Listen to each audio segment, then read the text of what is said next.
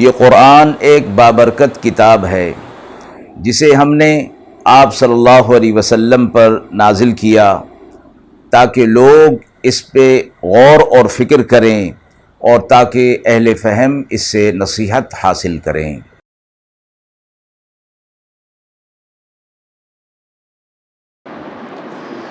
بسم اللہ الرحمن الرحیم۔ السلام علیکم ورحمۃ اللہ وبرکاتہ۔ ناظرین کرام، درس قرآن مجید کے آج کے اس پروگرام میں ہم سورہ ابراہیم کی آیت نمبر 42 تا 46 کا ترجمہ اور تفسیر پیش کر رہے ہیں، اور آخر میں پوچھے گئے سوال کا جواب ہوگا۔ اعوذ باللہ من الشیطان الرجیم، بسم اللہ الرحمن الرحیم۔ وَلَا تَحْسَبَنَّ اللَّهَ غَافِلًا عَمَّا يَعْمَلُ الظَّالِمُونَ إِنَّمَا يُؤَخِّرُهُمْ لِيَوْمٍ تَشْخَصُ فِيهِ الْأَبْصَارُ مُهْطِعِينَ مُقْنِعِي رُءُوسِهِمْ لَا يَرْتَدُّ إِلَيْهِمْ طَرْفُهُمْ وَأَفْئِدَتُهُمْ هَوَاءٌ وَأَنذِرِ النَّاسَ يَوْمَ يَأْتِيهِمُ الْعَذَابُ فَيَقُولُ الَّذِينَ ظَلَمُوا رَبَّنَا أَخِّرْنَا إِلَىٰ أَجَلٍ قَرِيبٍ نُّجِبْ دَعْوَتَكَ وَنَتَّبِعِ الرُّسُلَ أَوَلَمْ تَكُونُوا أَقْسَمْتُم مِّن قَبْلُ مَا لَكُم مِّن زَوَالٍ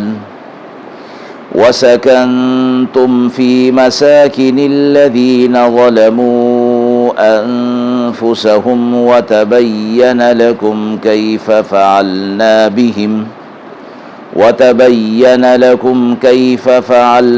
بِهِمْ وَضَرَبْنَا لَكُمُ الْأَمْثَالَ وَقَدْ مَكَرُوا مَكْرَهُمْ وَعِندَ اللَّهِ مَكْرُهُمْ وَإِن كَانَ مَكْرُهُمْ لِتَزُولَ مِنْهُ الْجِبَالُ۔ آیات مبارکہ کا ترجمہ ملاحظہ فرمائیں۔ اور ہرگز خیال مت کرو کہ اللہ بے خبر ہے ان ظالموں کے کاموں سے۔ ان کو ڈھیل دے رکھی ہے اللہ نے اس دن تک کے لیے کہ جس دن آنکھیں پتھرا جائیں گی، دوڑتے ہوں گے اوپر اٹھائے ہوئے اپنے سر، پھر کر نہیں آئیں گی ان کی آنکھیں ان کی طرف، اور دل ان کے اڑ گئے ہوں گے۔ اور ڈرائیے لوگوں کو اس دن سے کہ جب ان پر عذاب آئے گا تب ظالم لوگ کہیں گے، اے ہمارے رب، ہمیں مہلت دے تھوڑی مدت تک کے لیے کہ ہم قبول کر لیں تیری دعوت کو اور پیروی کر لیں رسولوں کی۔ کیا تم پہلے قسم نہ کھاتے تھے کہ تمہیں دنیا سے نہیں ٹلنا، اور آباد تھے تم بستیوں میں انہی لوگوں کی جنہوں نے ظلم کیا اپنی جان پر، اور کھول چکا تھا تمہارے لیے کہ کیسا کیا ہم نے ان سے، اور بتائے ہم نے تم سب کو واقعات، اور یہ بنا چکے ہیں اپنے داؤ، اللہ کے آگے ہے ان کا داؤ، اور نہ ہوگا ان کا داؤ کہ ٹل جائیں اس سے پہاڑ۔ سورہ ابراہیم کا یہ آخری رکوع، اور اس میں ظالمین کے لیے سخت وعید بتائی گئی کہ دنیا کے اندر اللہ رب العزت جو انہیں ڈھیل دیے ہوئے ہیں اور ان پر اللہ کی پکڑ اور عذاب نہیں آ رہا، تو اس سے یہ لوگ یہ نہ سمجھیں کہ اللہ ان کے اعمال سے باخبر نہیں ہے، بلکہ اللہ ان سے اور ان کے اعمال سے اچھی طرح باخبر ہے، اور ان کا عذاب میں گرفتار نہ ہونا، اللہ تعالیٰ کی طرف سے گرفت نہ ہونا، دراصل اللہ کی طرف سے انہیں ڈھیل اور مہلت دی گئی ہے۔ اب اس مہلت سے یہ فائدہ اٹھا لیں اور اس عذاب کے آنے سے پہلے اپنی روش کو بدل لیں، یعنی کفر کو چھوڑ کر ایمان کو قبول کر لیں، تو اللہ کی طرف سے ان کے لیے آخرت کے جو نعمتیں ہیں اس کا وعدہ ہے، ان کا وعدہ اللہ رب العزت کی طرف سے ہے۔ لیکن اگر اس ڈھیل سے یہ لوگ مہلت نہیں پکڑتے تو پھر اللہ نے بتا دیا کہ وہ دن جب قائم ہوگا، یعنی قیامت کا دن، تو ان کی آنکھیں پتھرا جائیں گی اور سر کو اوپر اٹھائے ہوئے دوڑ رہے ہوں گے، اور نگاہیں ان کی اوپر کی طرف اٹھی ہوں گی اور لوٹیں گی نہیں، اور دل ان کے اڑ گئے ہوں گے، یعنی عذابات کو سامنے دیکھ کر یہ لوگ بالکل ششدر رہ جائیں گے اور پریشان ہو جائیں گے۔ آپ صلی اللہ علیہ وسلم سے اگلی آیت میں فرمایا گیا کہ آپ انہیں ڈرائیے اور یہ بتائیے کہ اللہ کی رحمت کو، اللہ کی ڈھیل کو سے فائدہ اٹھا لیں، اور یہ نہ ہو کہ اللہ کی طرف سے تم پر عذاب آ جائے۔ اس عذاب سے ان کو ڈرائیے کہ یہ عذاب جب آئے گا تو پھر یہ ٹلے گا نہیں، اس عذاب کے اندر انہیں مبتلا ہی ہونا پڑے گا، اور جب یہ عذاب کو سامنے دیکھیں گے تو پھر پکار اٹھیں گے کہ اے ہمارے رب، ہمیں تھوڑے وقت کے لیے مہلت دے دیجیے، یعنی ہمیں اس عذاب سے چھڑا کر دوبارہ دنیا کے اندر بھیج دیجیے، تاکہ تیرا پیغام حق جو ہم تک آیا تھا ہم اس کو قبول کر لیں، اور تیرے انبیاء علیہ الصلوۃ والسلام کی جو تعلیمات ہم تک پہنچی تھی ہم اسے قبول کر لیں، اور پھر یہ جو عذاب ہے ہم اس سے اپنے آپ کو بچا لیں، یعنی ایک مرتبہ پھر دنیا کے اندر جانے کی تمنا کریں گے۔ تو جواب انہیں دیا جائے گا کہ ہم تمہیں یہ کہتے تھے، لیکن تم یہ کہتے تھے کہ ہمیں دنیا سے جانا نہیں ہے، آخرت کا تم انکار کیا کرتے تھے، اور جو جن بستیوں میں تم رہتے تھے اور ان لوگوں نے بھی اسی طرح کفر کیا تھا جس طرح تم نے کیا، ان کے حالات اور واقعات ہم نے تمہارے اوپر کھول کر بیان کر دیے تھے، اور تمہیں بتا دیا تھا ان کے حالات اور واقعات کو، یعنی قرآن مجید کے اندر جو گزشتہ اقوام کے حالات ہیں، وہ اقوام جنہوں نے کفر اور شرک کیا تھا، تو مخاطبین جو اہل مکہ تھے انہیں بتایا گیا کہ تم ان ظالموں کی بستیوں سے اور ان کے حالات سے تم اچھی طرح واقف ہو،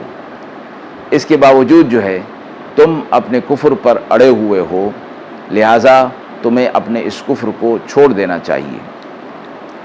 اور فرمایا کہ یہ لوگ بھی، گزشتہ لوگ بھی دین حق کے خلاف بہت سارے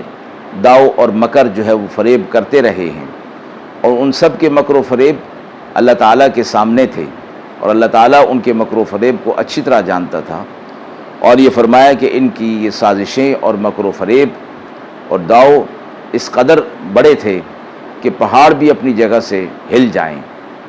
اس قدر منظم ہو کر انہوں نے حق کو دبانے کی کوشش کی تھی، انبیاء علیہ الصلوۃ والسلام اور ان کی اتباع کرنے والوں کو فریب دینے کی کوشش کی تھی، لیکن اللہ رب العزت نے انبیاء علیہ الصلوۃ والسلام اور اہل ایمان کی مدد اور نصرت فرمائی، اور ان کی ساری تدبیروں کو اور سارے مکر و فریب کو ناکام بنا دیا۔ اور یہاں پہاڑ سے مراد آپ صلی اللہ علیہ وسلم کا عزم اور استقلال بھی مراد ہے، کہ اس کے سامنے کفار کی کوئی بھی چال جو ہے وہ ٹھہر نہیں سکی، اور کفار اپنی تمام چالوں کے اندر ناکام ہو گئے۔ آیات کے حوالے سے سوال پوچھا گیا ہے کہ قیامت کے دن مجرم عذاب دیکھ کر کیا کہیں گے؟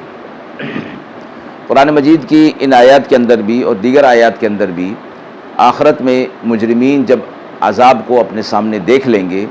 تو بدحواس ہو جائیں گے، اور اس وقت سوا حسرت اور افسوس کے ان کے سامنے کچھ بھی نہیں رہے گا، اور پھر وہ جو اللہ رب العزت سے عرض کریں گے قرآن نے اس کا تذکرہ فرمایا ہے۔ یہاں یہ فرمایا کہ جب وہ عذابات کو دیکھیں گے تو وہ کہیں گے کہ اللہ ہمیں کچھ مدت کے لیے دنیا کے اندر دوبارہ بھیج دے۔ ایک اور آیت کے اندر یہ آتا ہے کہ جب عذاب کے اندر مبتلا ہوں گے تو اللہ رب العزت سے کہیں گے اور اپنے گناہوں کا اقرار کر لیں گے، اور کہیں گے اللہ ہم ہی ظالم تھے، دنیا کے اندر ہم نے اپنی جانوں پر ظلم کیا، اے اللہ تو آج رحم فرما، ہمیں اس عذاب سے نکال دے اور ہمیں دنیا کے اندر دوبارہ بھیج دے، اور اگر ہم دوبارہ اس طرح کریں تو پھر بے شک تو ہمیں دوبارہ عذاب کے اندر مبتلا کر دینا۔ اللہ رب العزت ان سے کلام نہیں فرمائیں گے، اور کہا جائے گا کہ ذلیل اور رسوا ہو کر اسی عذاب کے اندر مبتلا رہو، آج تم سے کوئی کلام نہیں کیا جائے گا، تم سے کوئی بات نہیں کی جائے گی۔ ان آیات کے اندر یہ اس کا جواب دیا گیا ہے کہ جب وہ کہیں گے کہ ہمیں کچھ مدت کے لیے دنیا کے اندر بھیج دیا جائے تاکہ ہم اللہ کی طرف سے جو پیغام حق آیا ہے اسے قبول کر لیں اور انبیاء علیہ الصلوۃ والسلام کی پیروی کر لیں، اس مقصد کے لیے ہمیں دنیا کے اندر دوبارہ بھیج دیا جائے، تو جواب میں کہا جائے گا کہ یہ مقصد، اس مقصد کے لیے تو تمہیں دنیا کے اندر بھیجا گیا تھا، اور حضرات انبیاء علیہ الصلوۃ والسلام تمہارے پاس اللہ کا پیغام لے کر آئے، حق لے کر آئے، اور آج جس عذاب کو دیکھ کر تم دنیا کے اندر جانے کی تمنا کر رہے ہو، اس عذاب کے بارے میں تمہیں بتا دیا گیا تھا۔ ایسا نہیں کہ اس عذاب سے تمہیں لا علم رکھا گیا تھا۔ اگر لا علم رکھا جاتا اور آخرت کے بارے میں نہ بتایا جاتا پھر تمہارا عذر یہ قبول ہو سکتا تھا، جبکہ دنیا کے اندر تمہیں اس عذاب جہنم اور قیامت کے بارے میں بتا دیا گیا تھا، تب بھی تم نے اپنی روش کو بدلا نہیں۔ پھر اس کے ساتھ ساتھ تمہارے آس پاس کی جو بستیاں ہیں، کفار کی بستیاں جو تم سے پہلے تباہ و برباد ہو گئی تھیں، ان کے حالات اور واقعات بھی تمہیں بتائے گئے تھے تاکہ تم اپنی روش کو تبدیل کر لو، لیکن تم نے اس کی طرف کوئی توجہ نہیں دی، لہٰذا آج وہ مہلت ختم ہو گئی اور آج اسی عذاب کے اندر تمہیں مبتلا کیا جا رہا ہے جس کی اطلاع اور جس کا وعدہ دنیا کے اندر تم سے کر دیا گیا تھا۔ وآخر دعوانا ان الحمد للہ رب العالمین۔